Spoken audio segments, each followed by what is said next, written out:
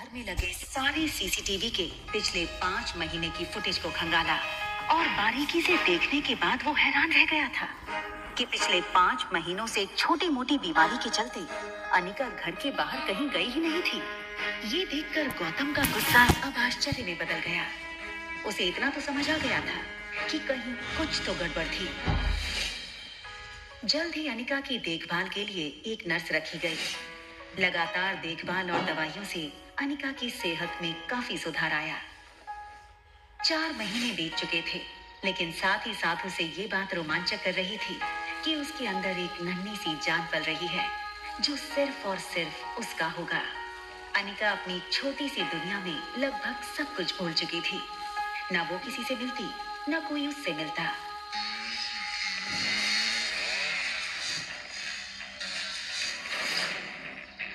अनिका ने जैसे ही लड़के को देखा, उसकी धड़कन मानो डर और टेंशन से तेज हो गई। ये लड़का और कोई नहीं बल्कि अनिका का पति कुणाल डोगरा था।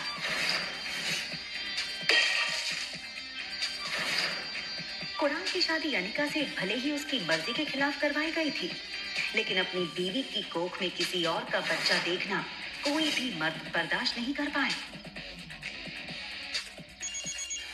कुणाल शादी के मंडप से सीधे दिल्ली अपने कॉलेज की पढ़ाई करने चला गया था और वहीं पहुंचकर शादी के दूसरे दिन उसे अनिका की प्रेगनेंसी की खबर मिली थी।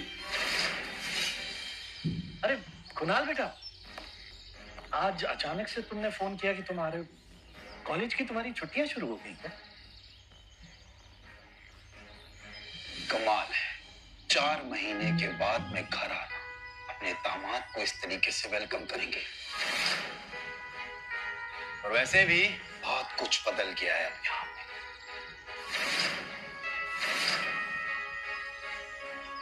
आओ बेटा, अंदर चलकर बात कर। देखो कुणाल, अगर तुम इस शादी को तोड़ना चाहते हो तो मैं समझ सकता हूँ। तुम समझ सकते हो, लेकिन ये बात मेरे बुढ़े दादाजी नहीं समझ सकते। जबरदस्ती इस मोटी से मेरी शादी करा दी और अब वो चाहते हैं कि इसके इस पाप को मैं अपना नाम दे दूं। जब इसको देखता हूं, ऐसा लगता है कि ऐसे गुनाहों की सजा मिल रही है जो गुनाह मैंने कभी किए ही नहीं। देखो इस बेशरम को कैसे खड़ी है। शादी के फेरे लेते वक्त किसी और का पाप लेकर के खड़ी थी पेट में। क्या लगता है तुझे तेरे इस पाप को मैं अपना नाम दूंगा?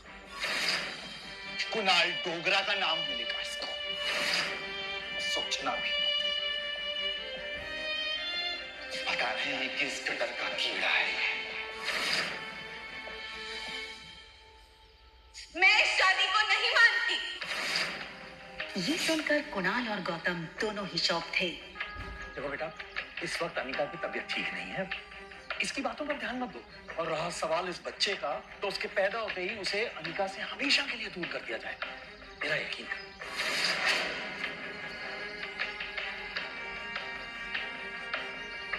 ठीक उसी पर अचानक से अनिका के पेट में जोरों से दर्द शुरू हो गया।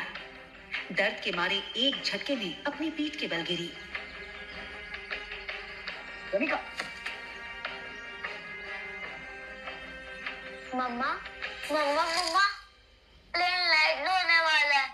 देखते ही देखते आज 6 साल बीत चुके थे और सामने थी उसकी 6 साल की बेटी रिया। रिया का मासूम चेहरा और उसकी खूबसूरत कत्थई आंखें देखकर अनिका की जान में जान आई। मम्मा, क्या हम पापा को ढूंढने जा रहे हैं मनाली? मैंने कितनी बार कहा है तुमसे, तुम्हारे पापा नहीं है। कम ऑन मम्मा, हमारे तो टीचर सिखाते हैं कि सब बच्चों के मॉम एंड डैड होते हैं। तो क्या मैं गेमिंग वर्ल्ड से आई हूँ या फिर मैं किसी जादू करके हेड से बाहर निकली हूँ? आबरा का डाबरा, रिया बाहर आ जा।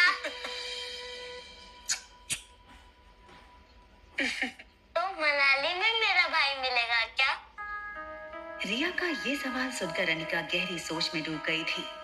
उसे याद आ गया कि कैसे 6 साल पहले उसने मनाली के हॉस्पिटल में जुड़वा बच्चों को जन्म दिया था। अनिका के पापा गौतम की कद काठी के एक आदमी ने उससे उसके दोनों बच्चों को छीनने की कोशिश की थी। कमजोर अनिका ने बड़ी हिम्मत से उस आदमी को रोकने की कोशिश की और उसका सामना कर रिया को तो बचा लिया, मगर अफसोस कि वो अपने बेटे को नहीं बचा पाई और वो आदमी अंधेरे में उसके बेटे को लेकर भाग गया था। और इसी वजह से अनिका की मौसी उसे बचाकर बेंगलुरु ले आई थी, जहां अनिका का इलाज भी हुआ था।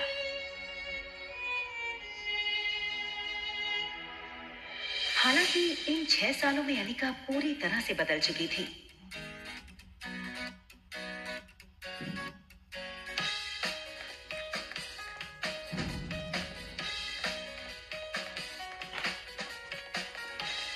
हार्मोनल इम्बैलेंस की वजह से फूला हुआ उसका शरीर अब एकदम ही से नॉर्मल हो चुका था।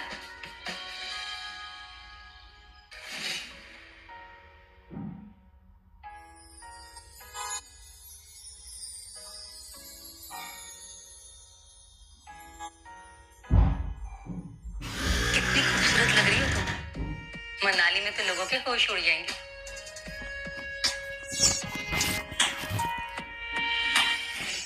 फ्लाइट अटेंडेंट हो या फ्लाइट के अन्य यात्री, सब लोग आते जाते अनिका पे एक नजर जरूर डालते, और डालते भी क्यों नहीं। शिफॉन की साड़ी में अनिका किसी भी फिल्मी एक्ट्रेस से कम नहीं लग रही थी। Excuse me, ma'am. Is there anything I can bring for you?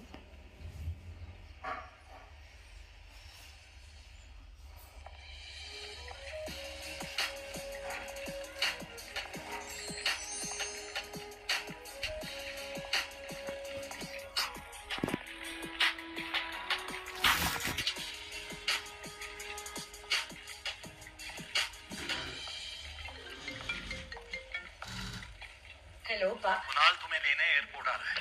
तुम उसके साथ सीधा घर आना। यहाँ पहुँचते ही तुम्हें 2 पेपर्स पे साइन करना है, एक डिवोर्स पेपर और दूसरा इतना कहकर गौतम अटक गया और फिर कुछ सोचकर उसने आगे कहा, खैर तुम घर आओ, यहाँ पहुँचते ही मैं तुम्हें सब समझाता हूँ।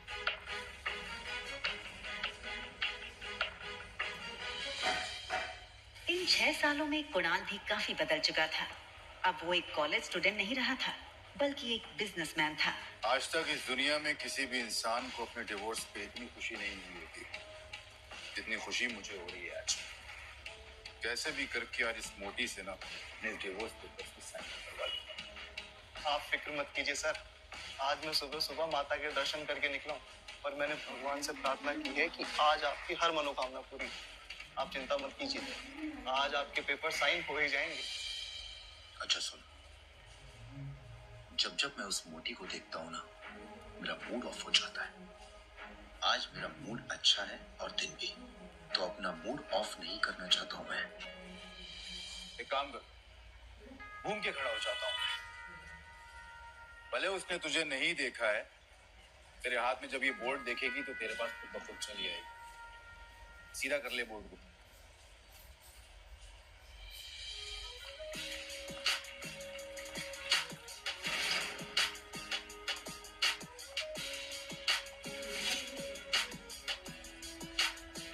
कुणाल ने एयरपोर्ट से बाहर आते हुए एक लड़की को देखा और फिर देखता ही रह गया। कुणाल बिना वक्त गवाए इस लड़की के सामने आकर खड़ा हो गया। अनिका एक पल के लिए सहम गई और उसे लगा कि पहले की तरह कहीं कुणाल उसकी फिर से इंसल्ट न कर दे, और इसीलिए अनिका सीधे कुणाल को थप्पड़ जड़ देना चाहती थी, मगर वो अपनी बेटी रिया के सामने कोई तमाशा नहीं करना चाहती थी। Hi miss gorgeous. अब लगता है मनाली में आप पहली बार आई हैं, क्योंकि अगर आप पहले आई होती तो ये पॉसिबल नहीं कि आप मेरी नजर से अननोटिस होती। टैक्सी। टैक्सी की क्या जरूरत है? आप कहिए, जहां कहिए वहां मैं आपको ड्रॉप कर सकता हूँ अपनी कार से। इफ यू अरे ये छोटी सी गुड़िया कौन है? हाँ, लगता है ये आपकी छोटी बहन है।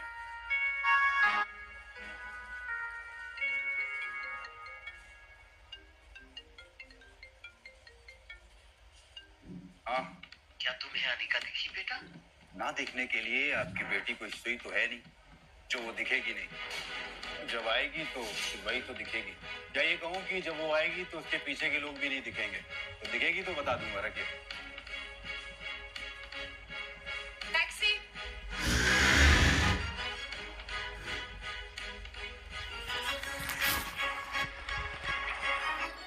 टैक्सी वहां से निकलने ही वाली थी कि तभी कुणाल ने टैक्सी रोकी। मैम, अगर आप बेंगलुरु की फ्लाइट लेकर के आ रही हैं तो क्या आपने उस फ्लाइट में एक बहुत ही भद्दी और ऊंची लड़की को देखा क्या? एक्चुअली वो ना 6 साल पहले 120 किलो की थी। तो पक्की बात, डबल सेंचुरी मार चुकी होगी। आपने नहीं देखा? आपका नाम